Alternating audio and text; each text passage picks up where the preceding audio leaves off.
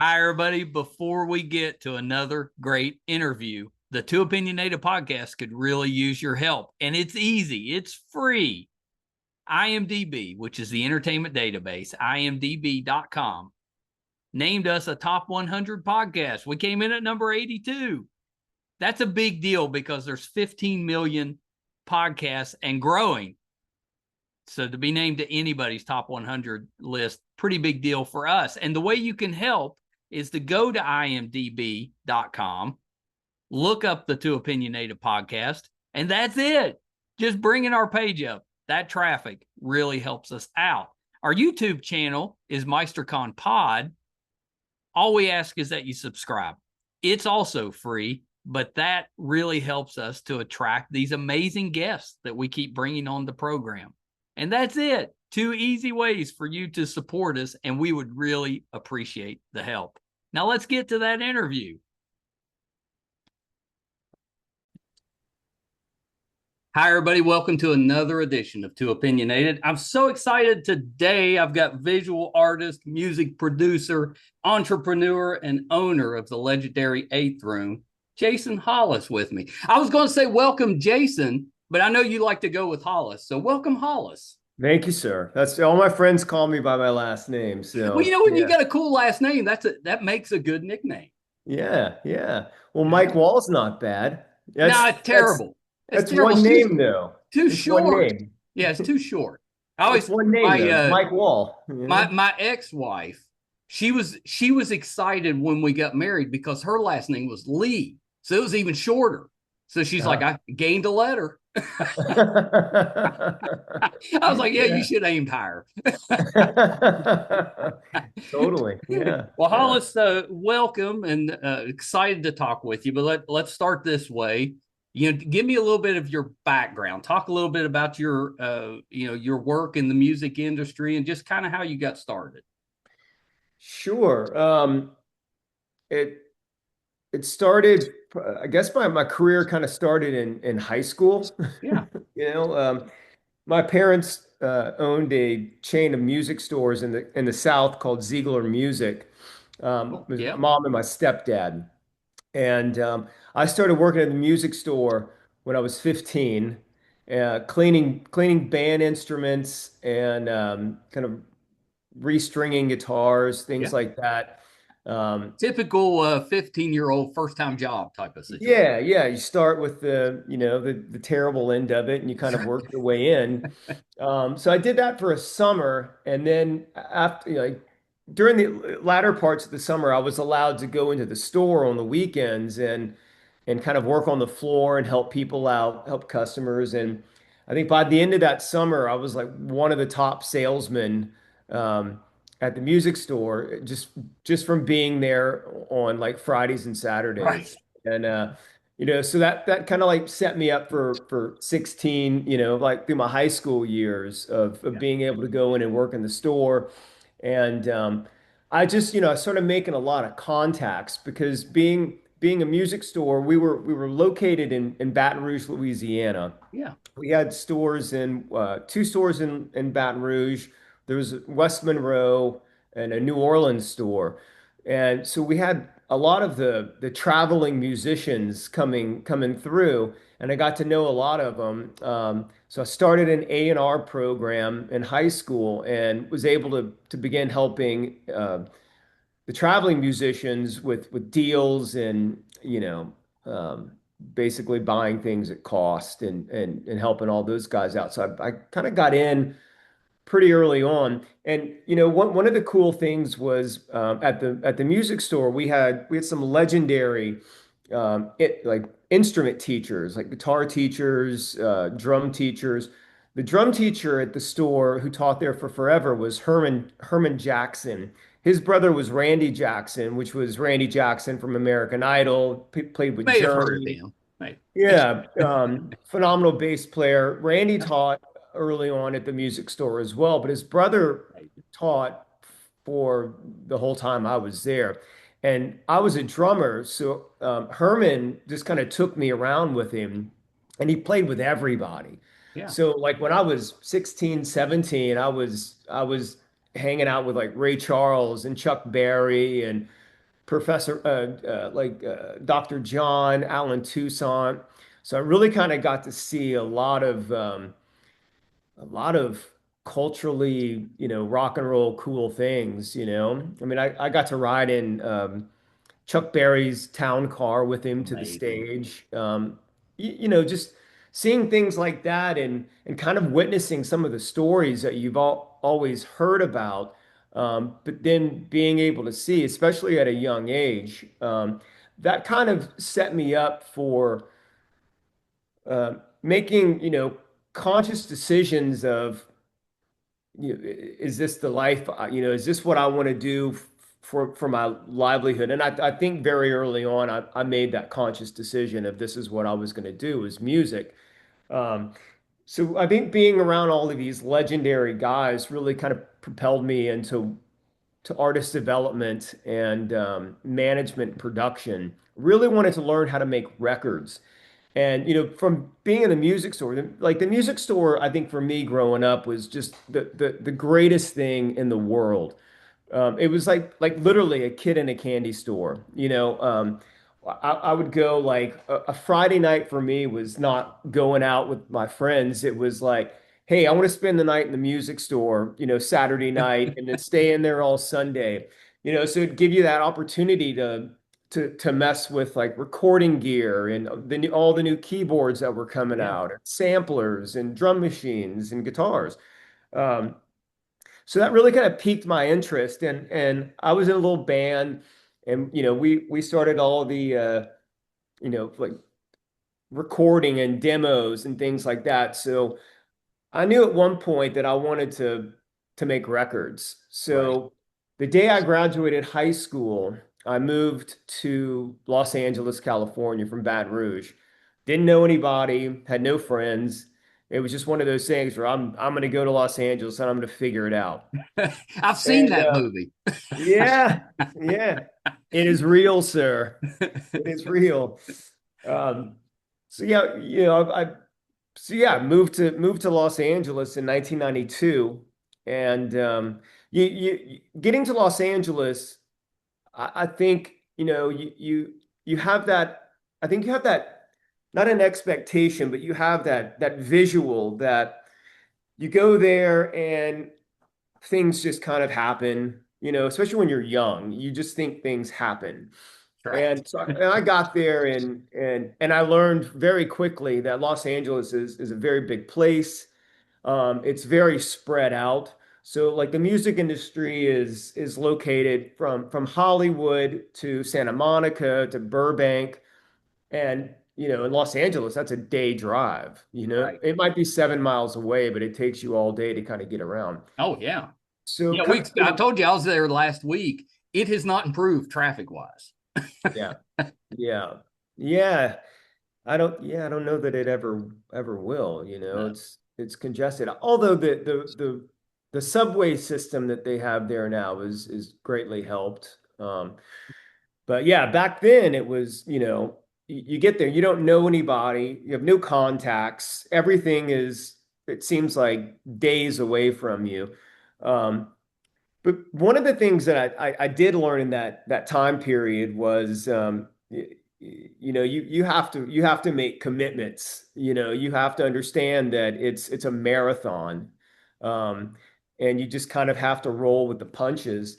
So like during that time, I didn't really get into the music business per se, but what I did get was I met great people that were in the business, Yep. or in the business and then retired from the business. So there was a guy that lived in my building, and I was like right in the heart of everything. I was Larrabee and Sunset. Oh So yeah. I was right above Tower Records. Um, there was the Whiskey A Go Go. Everything was right there. So there was a gentleman that lived above me in my building. His name was Tony Zetlin. And Tony came over to America from London. He worked at Capital, I think it was Capital EMI or Capital London. He came over with the Beatles and became the head of marketing when I guess the Beatles made their move into California. Yeah. And Tony had this really legendary career from the Beatles to Pink Floyd, Journey, um, and you know, getting to know him, it was just one of those things where he became a guy that I was hanging out with every day. He was mentoring me, like we'd go up to his apartment and smoke weed and drink wine and watch like documentaries on movies or on music, like the British invasion, the 4-part series of the British invasion, and I'd be sitting there taking notes and he would be telling me about all the bands and history and who did what and who became a producer and who went on to be a different writer. And so one of the things that I really learned from him was you it's not just about knowing what you know currently and looking to learn what's coming next. It's like really about knowing the history of what you're getting into, knowing the stories, knowing the players, knowing the producers, that really kind of like built the foundation for us. So that was one of the great things. And I'll never forget this one lesson that he taught me. Because, I guess I'm a pretty enthusiastic kind of guy, I like to talk. Yep. Um, and especially like when I was, 17, 18 years old in California, like I was just full of fire and energy. And, I would always ask a million questions. And there was one time where Tony looked at me and he said, I'm gonna give you a very valuable lesson. I was like, okay, all right, what's that? My note pen, my pen and paper out. I'm like, let's go. He's like, you need to learn how to shut the fuck up and just start listening. And he said, because when you're around guys like me, and I introduce you to some of my friends, he said, just listen. He said, you're going to learn so much more by sitting there and being a sponge and listening to what people have to say. And I really took that to heart, like I don't think I talked for probably 2 years after that. I just listened to everything that everybody said. And I think it's like that kind of like that fly on the wall, Yeah. analogy where you kind of just sit back and you absorb it all as opposed to waiting to jump in and say whatever you have to say or add to a conversation. And it's Well, funny because that actually is really good advice because sometimes if you overtalk, you can you can kind of take yourself out of it. Where if you just listen and you're around, this group of professionals, uh, then you're just kind of part of the group. You're quiet, but you're in there and they're just kind of doing what they do and you can absorb it. But if you're asking a lot of questions, sometimes that can kind of throw the vibe off and then you yeah. don't really get as much information as you would have. Yeah, it's true. And what's funny was it's probably like a month ago. I was telling my wife, I was like, it's really funny because there was there's always young bands that I'm around. And there's one kid in particular, and he reminded me a lot of myself when I was his age. And he would wait for you to pause in talking, and he would jump right in and start telling you everything that he knew. And there was one night when he was on a roll, and I was just like, I went back and I was like, man, I'm gonna give you a really good piece of advice right now. I was like, you need to shut the fuck up and just listen. Yeah. And I kind of giggled. I was like, man, I bet, Tony Zetlin was probably around my age, Yeah. when he said that to me. And it was just kind of like one of those full circle moments kind of coming back and going like, I guess I'm the mentor now, It's your turn. Yeah. So, yeah, I mean, I think in Los Angeles, I learned very quickly that um, I had to get out of Los Angeles in order to really focus on what I wanted to do. Um, so, I had an epic time in California during that time period. I really didn't focus a lot on the music industry. I think I partied for 2 years and and had an excellent time. I got to see some crazy things. I met some really great ex-industry people Yeah. that gave me phenomenal advice. I got to um, I got to know Johnny Depp at that time Yeah.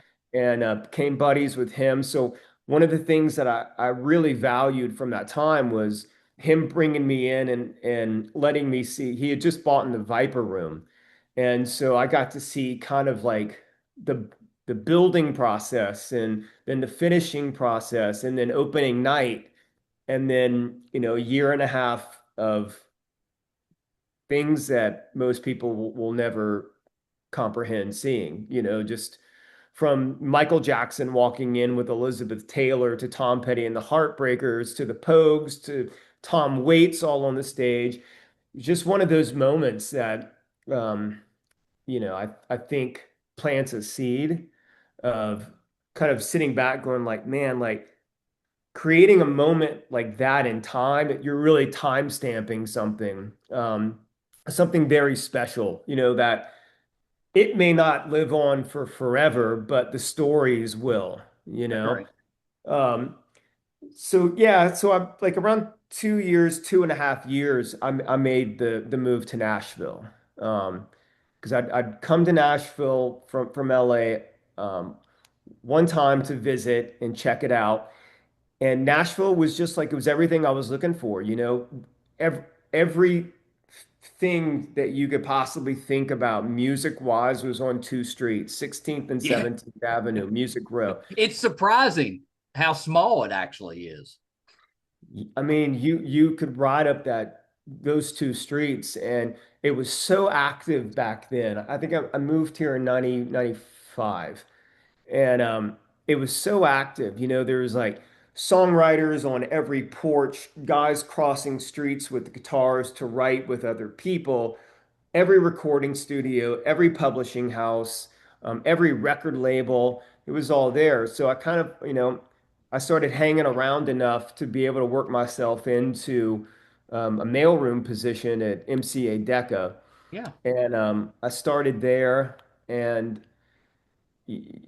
I was, I had a band I was managing, and I did a couple of crazy marketing stunts that took notice. One of them was really it was fascinating because I don't think enough people, especially nowadays, look at marketing the way that I think like Gen Xers look at marketing. Right. We were out there.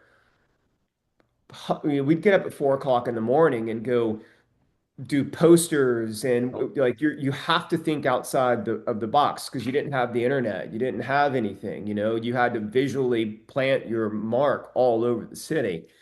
But the one I thing that remember got me those days. noticed, It was hard getting advertising out there. yeah, I mean, you had to be consistent. Yeah. You had to be.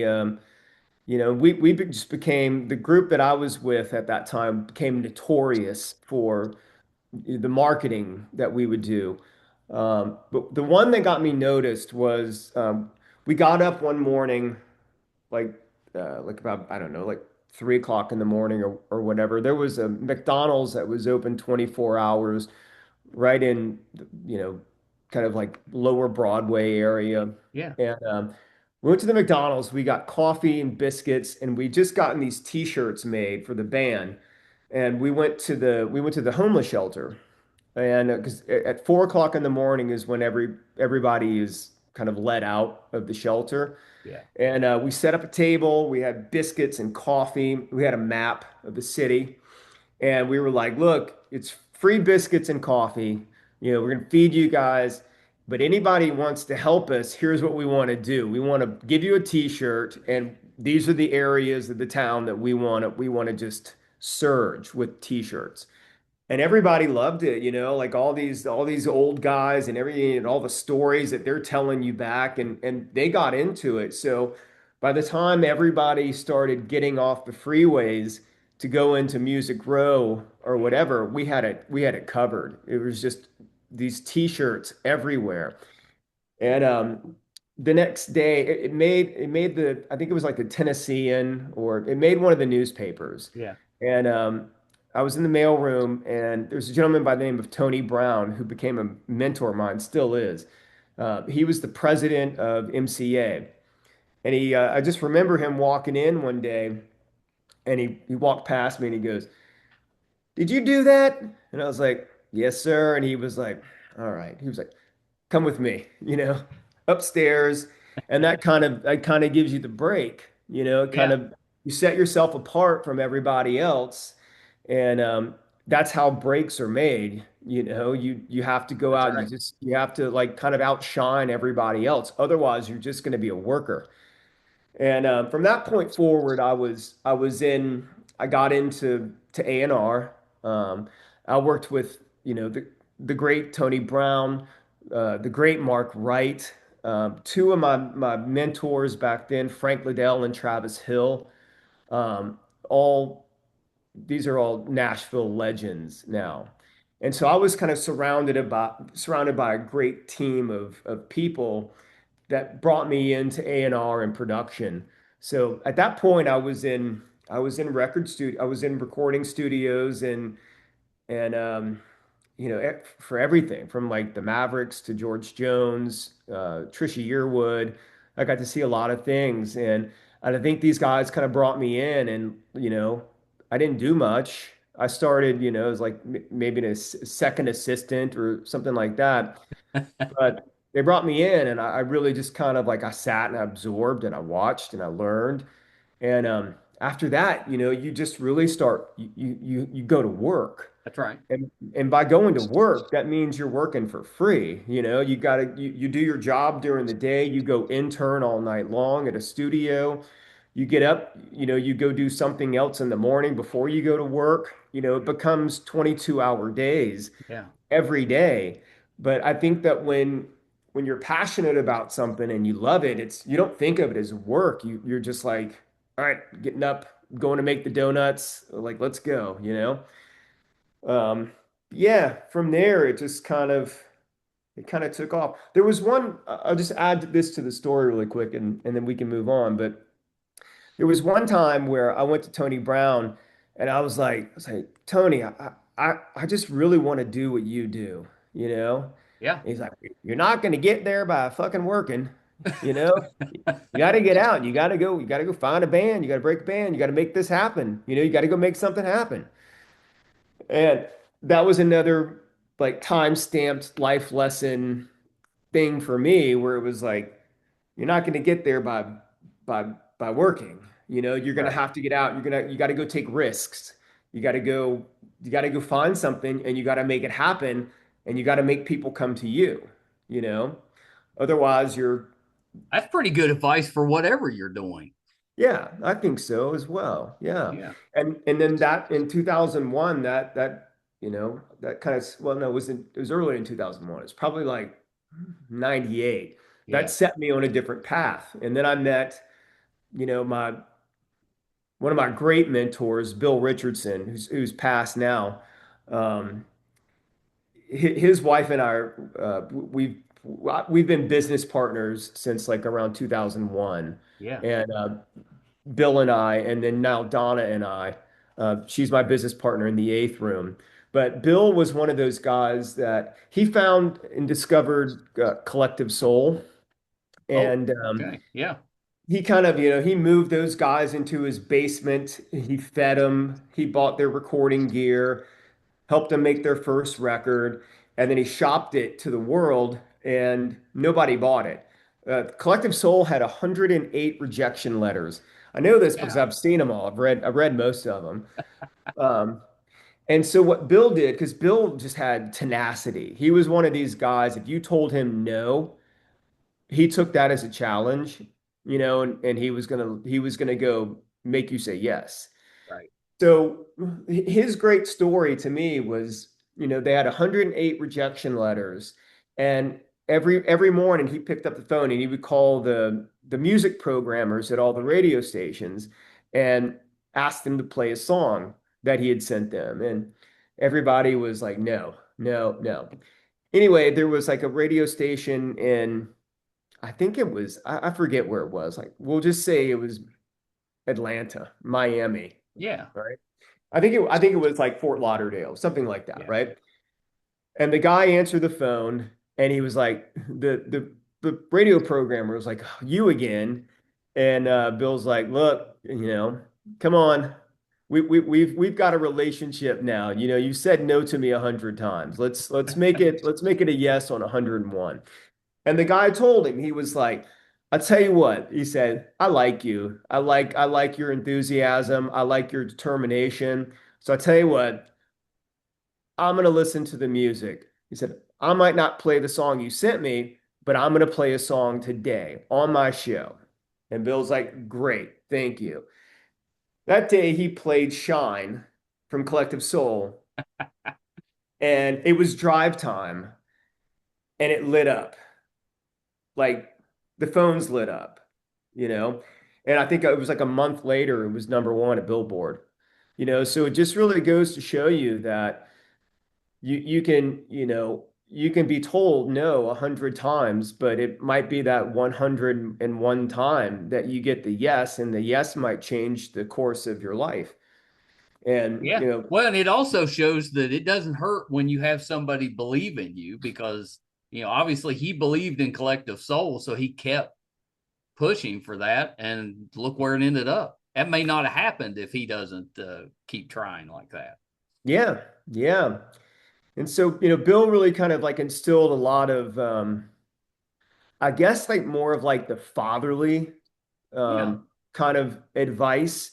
It wasn't necessarily like music business advice. It was like believe in yourself, you know, never take no for an answer. If you believe in it, you can achieve it, go make it happen.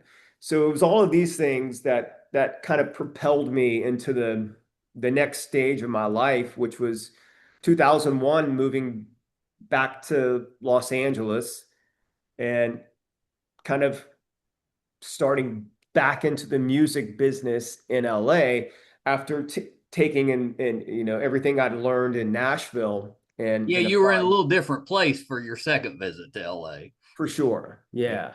I think um mentally for sure. LA is like it'll fuck you up, man. Yeah.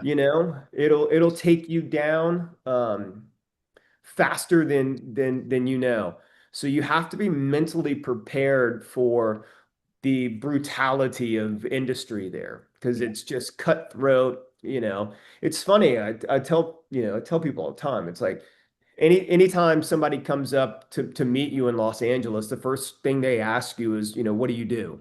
Or who do you work for? Because it's all about like, okay, if you're a connection, then I'll talk. If you're not a connection, or if you're not connected to Right. somebody, then I'm moving on. But yeah, so that kind of set me up. It's funny, when I was moving to Los Angeles, I made a pit stop in Denver, Colorado to visit some of Yeah. my friends, and I ended up staying 3 years there, and developing a couple of bands, which got signed to major labels, and so I was able to move to Los Angeles with a couple of things now under my belt. Right. Going to major labels, starting to have success. And when I got to Los Angeles, I had a band that I'd been developing in Nashville for a couple of years that was on fire. So like I think 6 months into me being in Los Angeles, I had I had a bi-coastal bidding war. So I had everybody coming to me for this Yeah, it's band. never a bad thing. No, and it's one of those things, that when you start researching and you start understanding the music business and the history, that's one of the things that you want to experience. Right. That's like one of the holy grails is like a or a bidding war, nevertheless bi-coastal, but a bidding war. And it's the things that you read about, but to get to have one of those under my belt at that point Yeah. was pretty legendary for me. And I think that kind of set me on the course of then moving on and working with really great artists and bigger artists. And you know, I was telling somebody the other night, it's like you spend the first 10 years of your life working for free. You spend the second 10 years of your life working on things that come to you to work on, you Right. know, you have to take, you know, in order to keep building that arsenal, you know, of a resume. And then you spend the next 10 years kind of doing what you want to do. Um, so that was my second 10 years of really having to kind of go in, and but I got to work with a lot of really big artists and great artists, like from working with Pharrell and Yeah. Justin Timberlake and Katy Perry and you know a bunch Well, of you did the best cover ever, I think, was the one with Katy Perry, right? yeah, I got to work on that. I got to work on that like from a really early inception. Yeah. So I got to see kind of the whole how the whole thing came together all the way through production. And I was a music director on that. So yeah, getting to work with all the talent and Well, yeah. we love Motown Magic. I know you were Yeah. music director on that as well.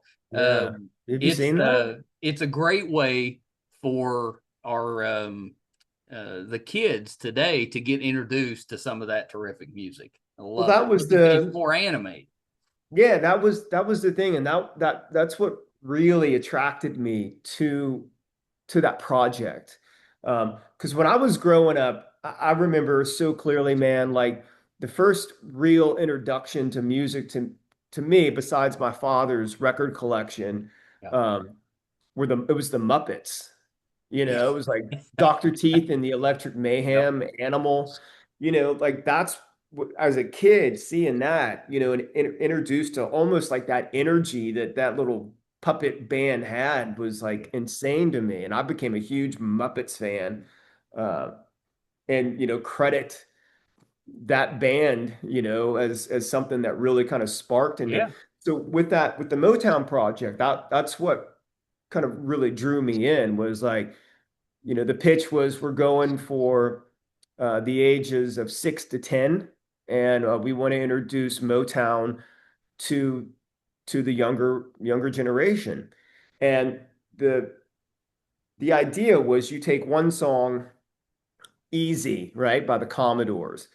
They took Great Easy and song. they wrote the short little episode around that song, and then they used the song throughout the episode. But the whole like moral of the episode was based around their version of what the lyrics meant within this cartoon, and it was always like a lesson. And I just thought that was so cool. But man, that project was it was epic to say the least. Yeah. You know, I worked on 36 episodes and we had like the masters to all the songs. So like I'm in Capitol Records Studio A with like Don Was and all these legendary musicians, and you know you're pulling up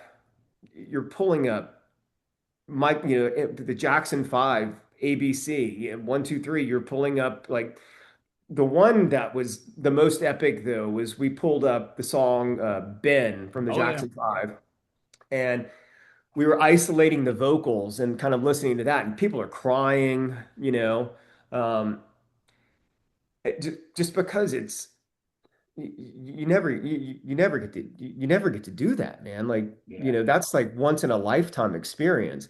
But at the end of the recording, Michael Jackson finishes, and you hear in the headphones the producers come on and they're like, "That was really good, Michael. Let's do one. Let's do another one." And he's like, "Nah, that was the one." And you just go like, "Ah, He knew even knew at it. that age. He knew it. Yeah, and he wasn't gonna go back. That was the one." So yeah, man, that was just cool. You know, like one of my favorite songs in the world is Easy by the Commodores. Yeah. And that was, you know, that was the one episode that I really kind of like took it and I was like, all right, you know, we're gonna do something very different with this. The whole episode was based around like the the little kid cleaning the pool or having a ch like a chore, and the chore was Yeah. cleaning the pool. So we took easy and we kind of turned it into like this Beach Boys thing. But you know, besides the recording, getting those grand masters and being able to like pull it up and listen to it, like I never knew. Like, so at the end of Easy, I think it's like the last chorus, like an Yeah. orchestration comes in, right? And it finishes it out. What's when you pull the masters up, it starts with this orchestration and then you hear all these different things. So it's kind of cool going back in because you get to hear like the choices that the producers made Yeah. and the artists made of what they were going to keep and what they were going to cut, what they were going to bring in later, how they were going to reprise things. And again, that's just other. It's just I Yeah. don't know, What an man. amazing experience. Cause you're Yeah, right. When do you ever get a chance to do that? yeah, Never. yeah, Yeah. yeah. That's amazing. And the, was there was it difficult to choose artists for the episodes? Cause there's so many. Yeah, it starts with a long list, Yeah. and then then you're reaching out to a bunch of people, and you just it starts whittling itself down, and who's available, who's not available. So you're scratching things off, and the list just starts becoming more and more clear. It's funny because I got to cast one of my friends from Baton Rouge as one of the characters. Phenomenal singer. He lived out in LA at the time. And I got to bring him in. He auditioned for everybody and he made the cut and became a voice on the show and everything. So it's pretty cool, man. Yeah, You that's know, awesome. That's pretty awesome. cool. Well, I wanted to Yeah. ask you about the eighth room because that's Yes, such sir. and I know it didn't start as named that, but kind of give us the history of that. And for those that don't know, what is the eighth room? Sure. The so the Eighth Room was formerly the Douglas Corner, Yeah, the Douglas Corner Cafe, which is a historic Nashville establishment. Um, it was a shitty little dive bar that, probably hadn't been cleaned in 35 years. Um, but everybody got their start there. It was a songwriters round. I think before songwriters rounds were a thing. yeah, There was the Bluebird Cafe and then there was the Douglas Corner. Um, the Douglas Corner is where the guys went and they cut their teeth. Bluebird is where the guys went and played once they'd cut their teeth, you right. know? But like, for example, Tony Brown talked about earlier. Tony Brown was at the Douglas Corner one night and he rushed the stage after he heard a young artist and rushed the stage and signed her on the spot. And that was Trisha Yearwood. And Amazing. look where Yeah, that went. that worked out Uh, okay. yeah, but like Blake Shelton got a start there. Yeah, Clint Black, Garth Brooks, Big and Rich were formed in that room. wow. Kentucky Headhunters were got a deal there. It just the history. George Jones got in a fight on the back deck, broke somebody's nose. Just the history that was in there. Um, it's one of those things. It should not. It should always be preserved, That's right? right. And it went down during COVID, and I understand why. The older owner, his name was Mervin, and Mervin he was getting older. And I think you look at something, his lease was up, and I think you look at something and you go, well, we don't know if this is ever coming back. We don't know if bars are ever going to be open again. Right. So I think he that's when he decided to retire and bow out from it. And that was right when I moved from Los Angeles back to Nashville. Yeah. And I lived right down the street from the Douglas Corner. So it was kind of on my walking path. Um, I'd been to the Douglas Corner in the 90s. I knew all about it. I knew the history of it. So I was walking by one day and I saw that it was available. And, I talked to my wife about it. I kind of was telling her, I was like, the history of this place is like incredible, And it just got to one of those things where every day I'd walk by and you'd see the door open. So you walk in and you meet the realtors and you just kind of like start talking. And I think it was like one day I walked in and there was a group in there. And I think that they were about to close the deal. And it was something where I felt in my heart that this can't happen. We, Right. we can't we can't let this happen. Um, so I went home that night and I told my wife, I was like, I want to take this place. I want to start a bar, and we did it. And we couldn't keep the Mervyn wouldn't sell the rights to the Douglas Corner, which I understand. So we really had to take that space and we had to reinvent it. That's right. We'd give it a new name. Not only can, give it a new name, but you can't go back and do the same exact thing that the Douglas Corner did because then you're just Right. trying to, you really have to do a rebrand.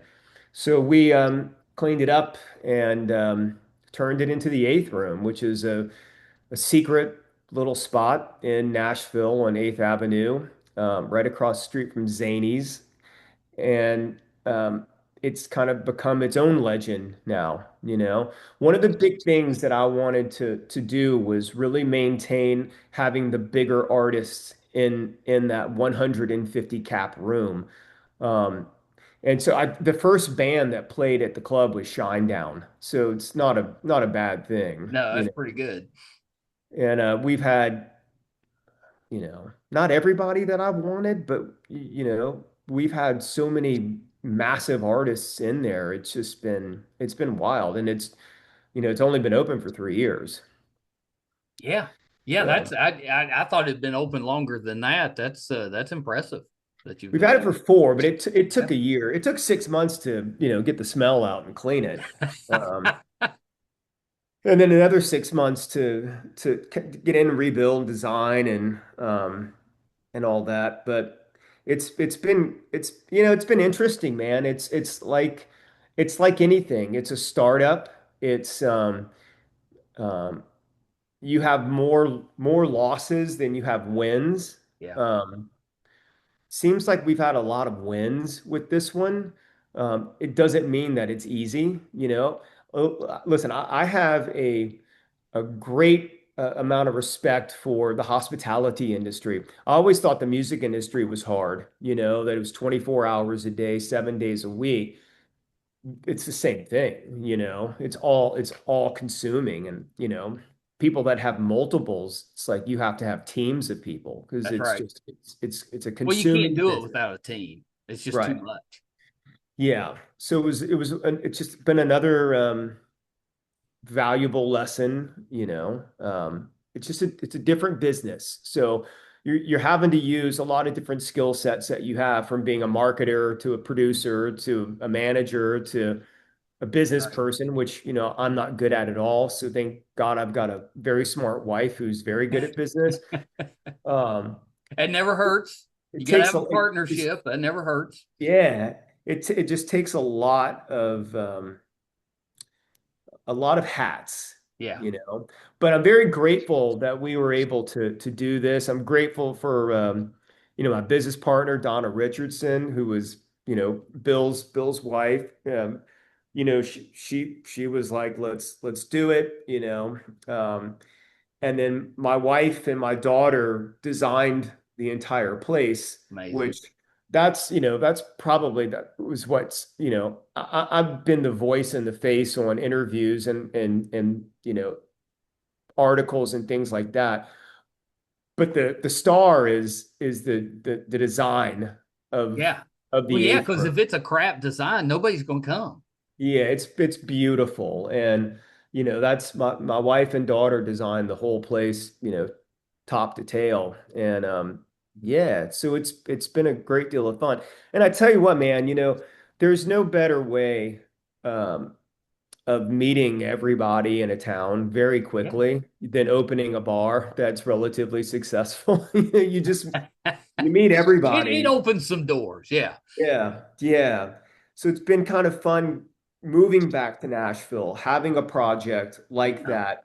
Um, and the goal is to keep it going and let it have its run, and hopefully kind of leave your mark on Nashville the way that Douglas Corner left its mark, and it was around 35 years, before they took it down. Um, so yeah, man, Yeah. it's You been a got a ways blessing. to go to get to that. Yeah, Yeah. You're going to yeah, be I doing this for do. a while. Hopefully, hopefully I can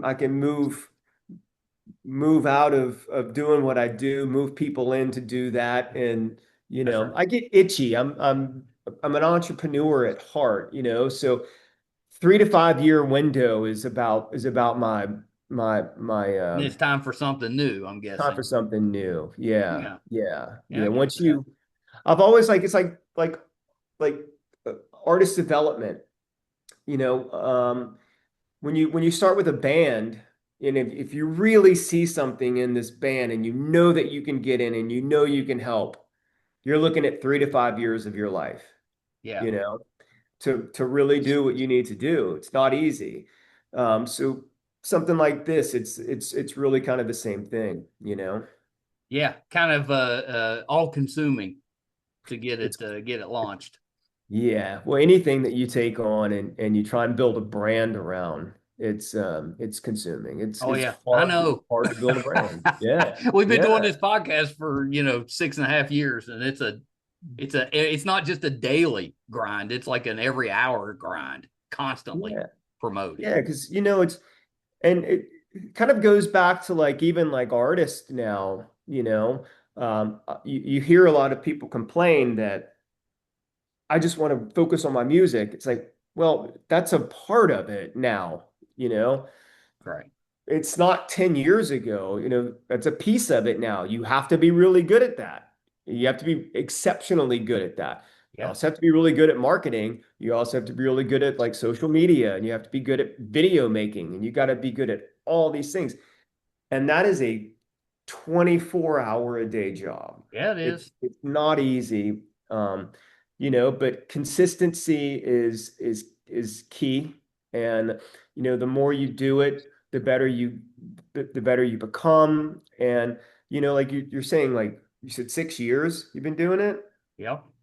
I mean, like, and you just never know. Like, it's that analogy again. It's the 100 days versus the 101 days, isn't it? That's right. Because like there's a I think that there's an intersection at some point in life and success where it's like the determination and the drive, meets the timing, you know, and that's what creates the luck.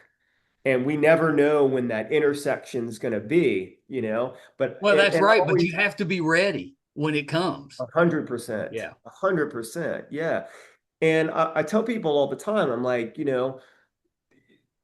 there's so many losses in being an entrepreneur, being an artist, being anybody that's going out on their own, trying to do something that they're passionate about, trying to do something they love, whatever it might be. There's you have to celebrate the little tiny wins, you know, because you have so many losses. That's Like right. any little win, you got 100 new followers this week, man, have a glass of wine, take your wife out, turn on the fucking Chuck Berry and start doing the twist. Well, I love that because it's it's a grind. Whatever you're Mhm. doing is a grind. And if you don't celebrate the little things, Yeah, then you may never celebrate because a lot of times it's all these little things that end up adding up to something. correct. Yeah. Correct. Yeah. And I've always been such a like I'm a very visual person, right? Yeah. Goal-oriented visual person. So I'm always like, I might have an end goal, right? Um, but I have 100 little ones in between that end one.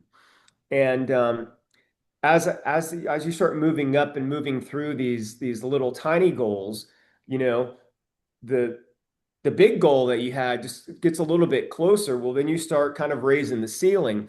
So you have to celebrate all the little ones, because when you get to that one that you thought was really big, you've already got something else that's bigger, Right. because you're kind of in that mode of making shit happen. And you got to celebrate the wins. Yeah, So, 100%, 100%. Well, yeah. Hollis, thank you for taking a little bit of time. I love talking about the journey because I think it's such a great example of perseverance and being flexible enough to know that when you're out in LA, that wasn't quite the right fit, but you were learning some stuff. So you Right. made the moves, you took some risk and changed direction a little bit, and it worked out, but it wouldn't have done that if you hadn't like if you'd have just stayed in LA and just worked in the mailroom, you might be in a management position by now, but it'd probably taken you this entire time to get there. Yeah. Yeah. Yeah. I mean, that's the takeaway, not everybody's a risk taker, and that's okay. I have lots of people around me that need structure, and and that's fine. Risk takers we're built differently, Yeah. and it's not easy. So yeah, man, just my biggest piece of advice is, shut the fuck up and listen and celebrate the wins, celebrate them. Yeah, I think that's terrific advice. Before I let you go, Hollis, Yes, sir. if someone's interested in going to the Eighth Room or finding out more about you, where can they go? Eighthroom.com. It's eighth room spelled out, Eighth room.com. I had to learn how to spell that, like I Well, you don't did. spell that very often. No, and I was like, I was like, I'm dyslexic. I can't spell anything. I have a hard time. I scribble my name because I Yeah. don't even know if I'm spelling that right. But yeah, to learn how to spell eighth. But yeah, eighthroom.com. That'll get you anywhere. That'll Yeah. get you in contact with us. It'll get you to all of our social media sites. We're pretty easy to contact. I tell everybody, if you have a question, message us through Instagram because we'll respond Yeah. quickly. Yeah, we're easy. And the eighth room is like I said, it's a word of mouth thing. We don't do a lot of advertisement. It's if you know, and we like it that way because you get you get the type of people that belong in that room telling their friends, and nothing against the bachelorettes, but there's a place for them down on Broadway, and it doesn't That's right. necessarily go for every bar, or Well, club. I know next time we're in Nashville, I'm going to be checking it out. Drinks on me. Okay, deal. Yeah. What you doing tomorrow? I might be meeting you there. If you're willing to drive 5 hours. I have driven further for less. I'd imagine I've done the same. Well, Yeah. Hollis, Yeah. thank you so much. And you're anytime, let me Thank know. you, We'll Mike do Wall. this I again. appreciate it, man. Yeah, this has Yeah. been great. Okay, hold Yeah. on 1 second. Jason Hollis, what a terrific, talented guy. I love hearing his story.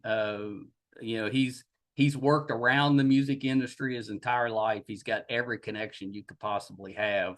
If you're in Nashville, make sure that you check out the Eighth Room. I've been on the website. It looks amazing. I know we'll definitely be there next time we're in Nashville. Absolutely terrific.